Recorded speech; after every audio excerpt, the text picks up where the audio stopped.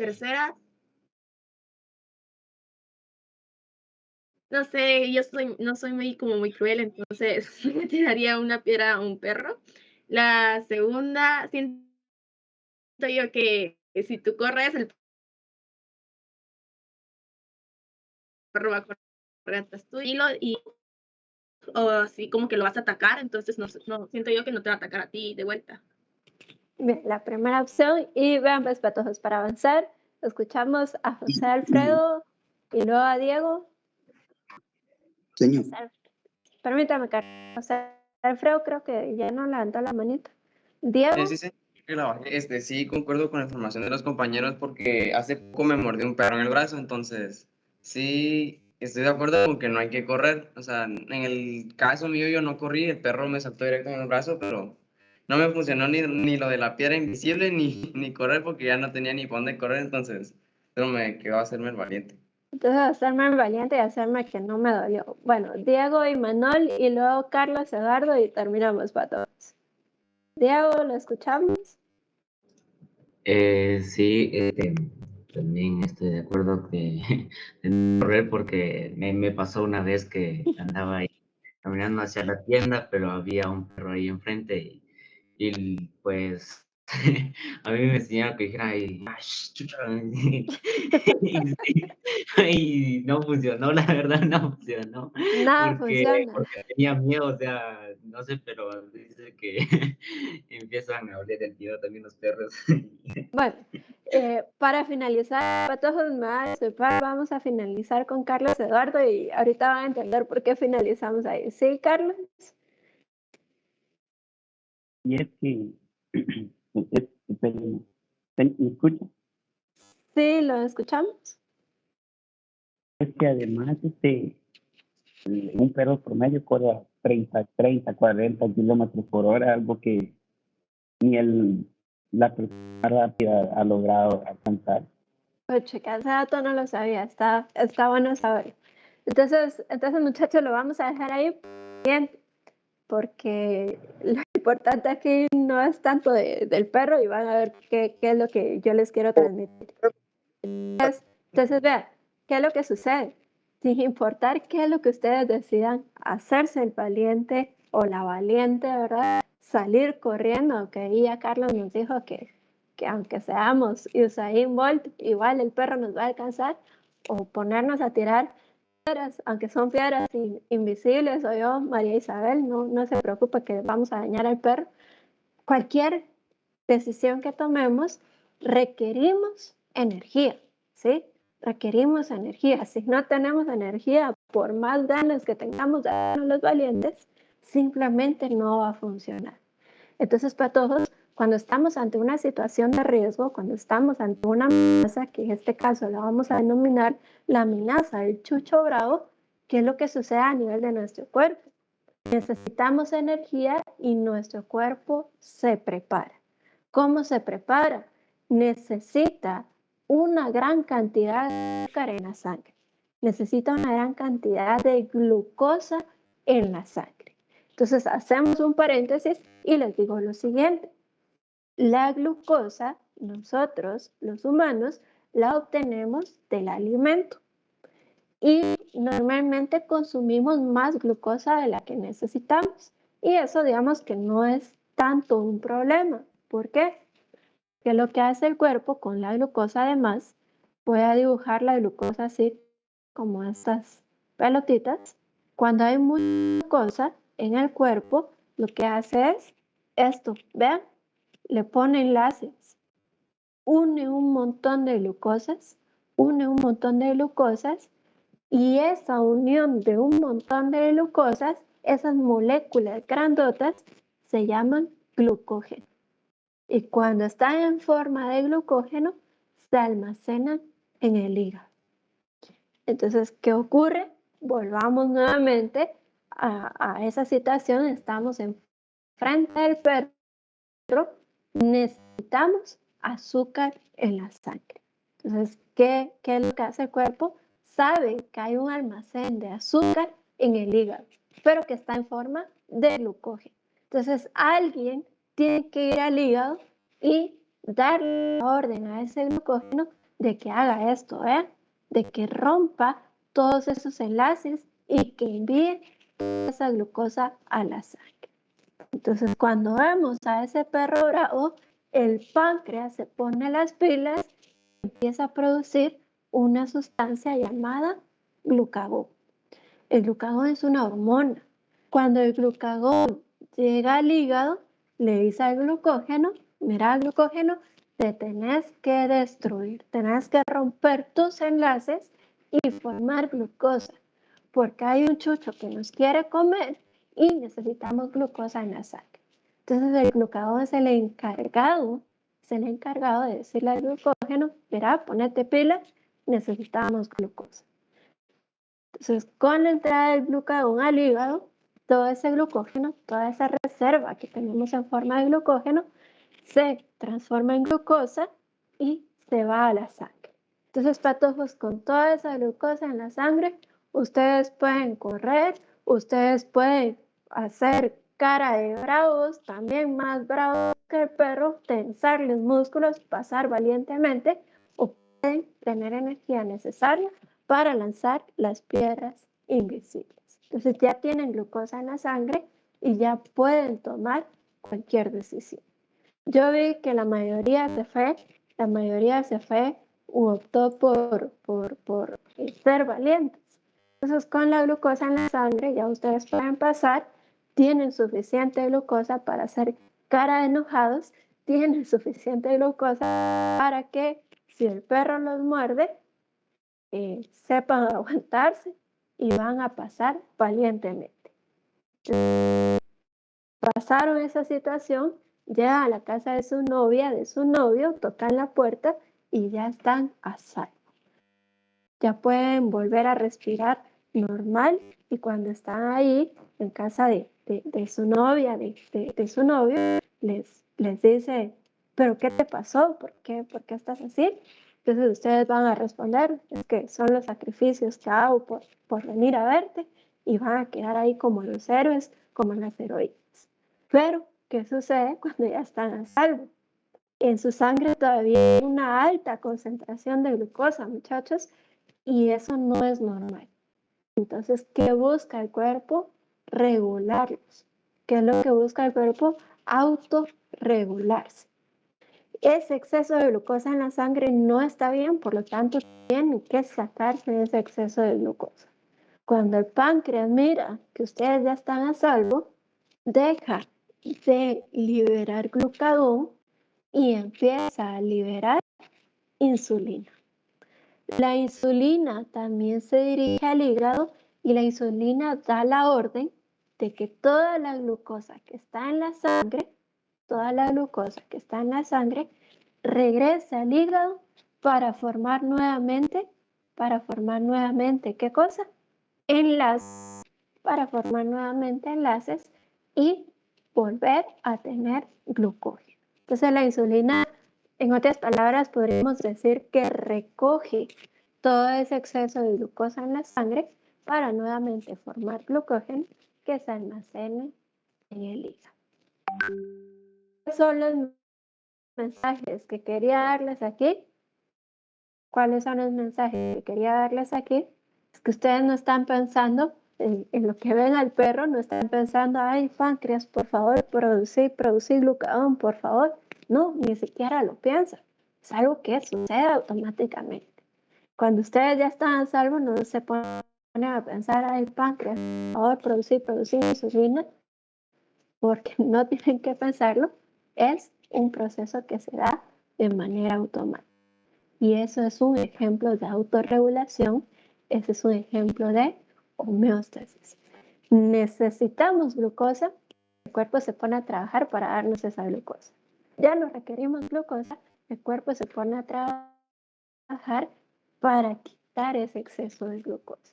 Entonces, muchachos, realmente todos los procesos que suceden en el cuerpo, todas las reacciones de metabolismo, si lo queremos ver así, son ejemplos de homeostasis, porque hay cantidades específicas, hay sustancias específicas que tienden a mantenernos en equilibrio.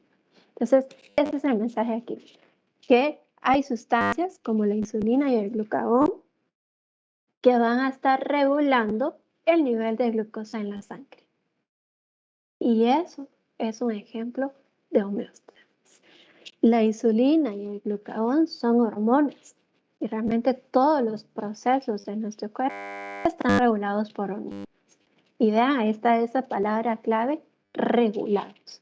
Se encargan de regular procesos. ¿Qué proceso es aquí? El nivel de glucosa en la sangre.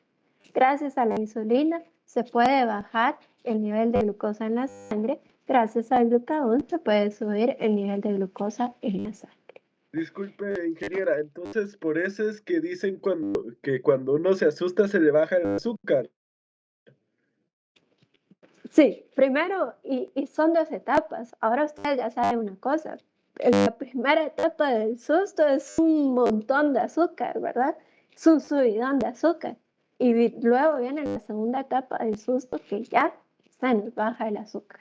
Eso sería lo normal, eso serían condiciones normales. Hay una enfermedad que es bastante común, desgraciadamente, que es la diabetes.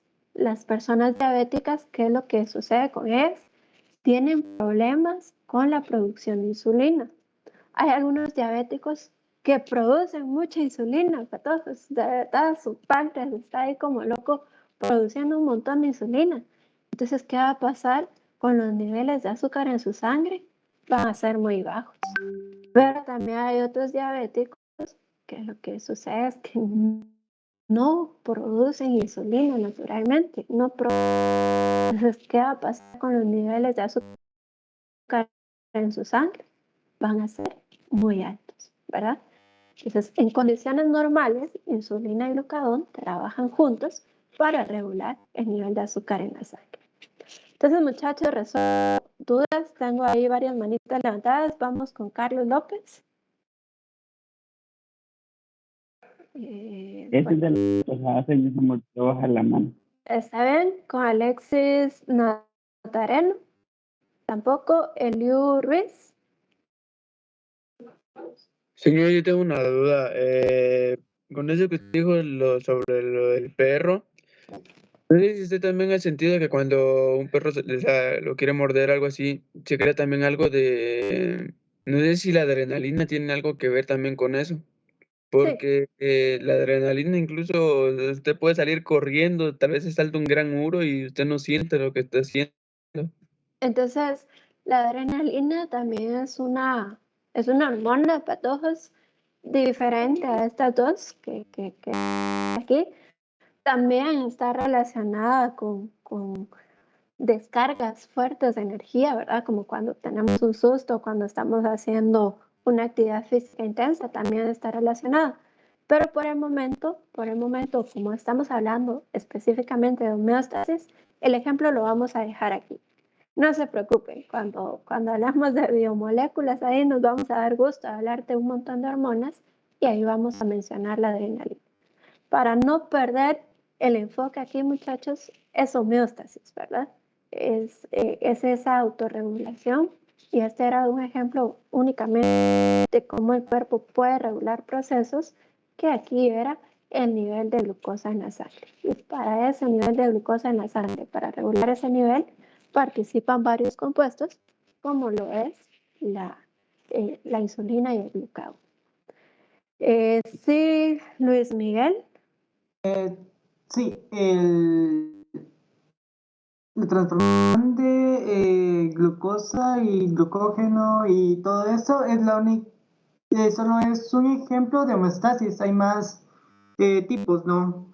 Sí, sí, sí. Por eso les decía, todos los procesos en nuestro cuerpo, hablando de humanos, son regulados por hormonas. Y esto de glucógeno a glucosa, de glucosa a glucógeno, es solo un ejemplo de cómo sucede, ¿verdad? Cómo están involucrados, hay dos órganos, que es el páncreas y el hígado. ¿Y por qué les damos este ejemplo, muchachos? Porque todos hemos sentido miedo una vez, quizá no por un perro bravo, pero en algún momento hemos tenido esa necesidad de salir corriendo y hemos sentido eso precisamente. Entonces era únicamente para darles esa explicación. Sí, Jorgen. Sí, ingeniera, yo tengo una duda con respecto a quién lleva la glucosa al hígado, ¿es la insulina o estoy mal ahí? ¿Quién lleva la glucosa al hígado? Lo vamos a decir así, la insulina da la orden a la glucosa, al exceso de glucosa que está en la sangre para que se dirija al hígado y se forme glucosa. Pero bueno, entonces para retomar el tema de homeostasis patojos, vamos a dejar por ahí el ejemplo del perro.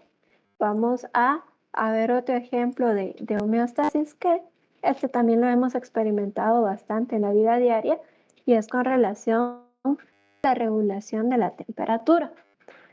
Los mamíferos somos animales que se dice homeotermos. ¿Qué quiere decir esto?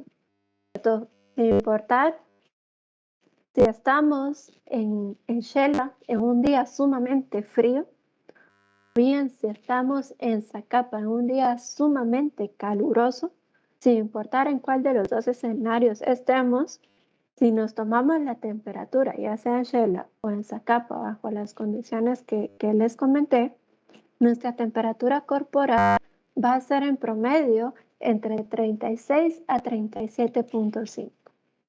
Aunque en Zacapa estemos a 40 grados de temperatura ambiente y en Shela estemos a 12 grados de temperatura ambiente, nuestro cuerpo va a tener una temperatura con promedio de entre 36 a 37.5. ¿Por qué sucede esto? Porque como animales homeotermos regulamos nuestra temperatura con medios internos. ¿Cómo así que con medios internos?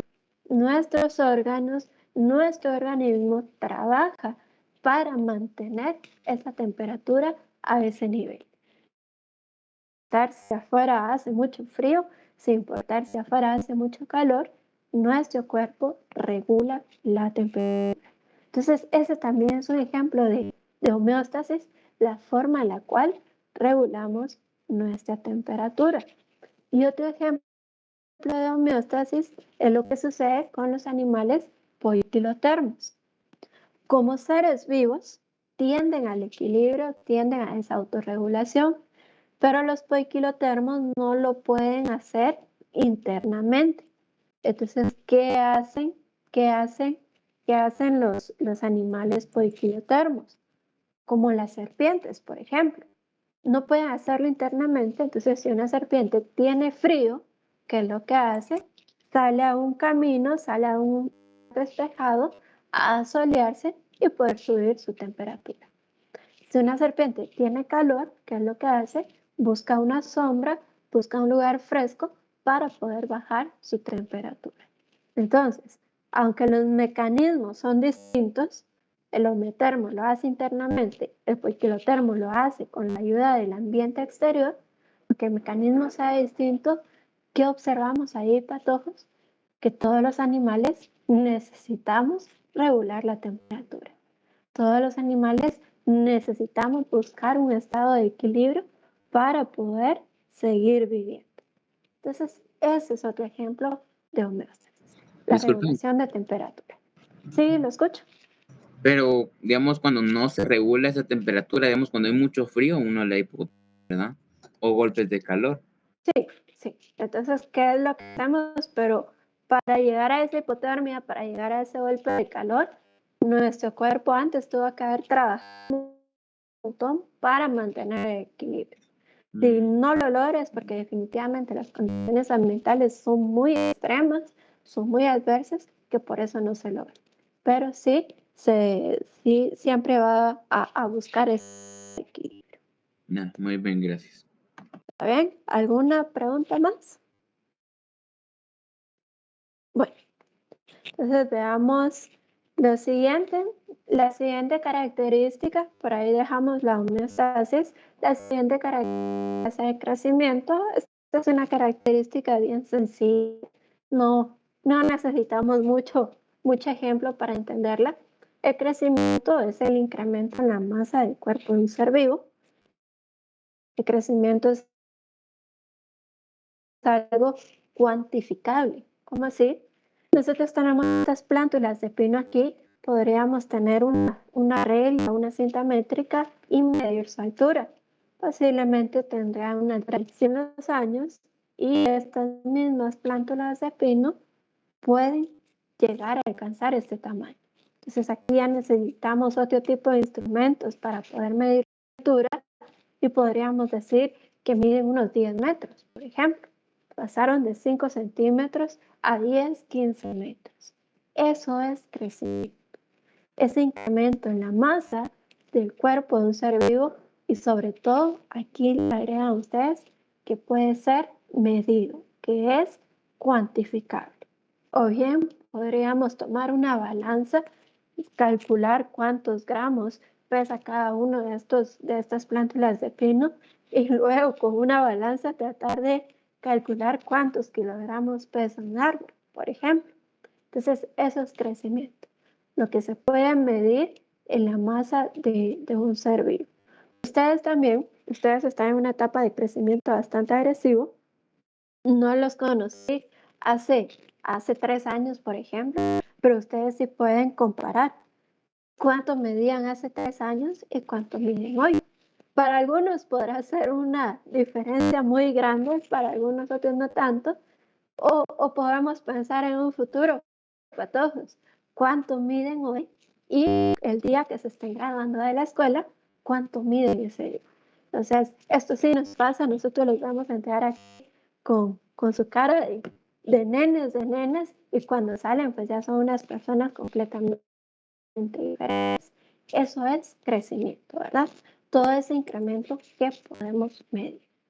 Relacionado con el crecimiento, hay otra característica llamada desarrollo.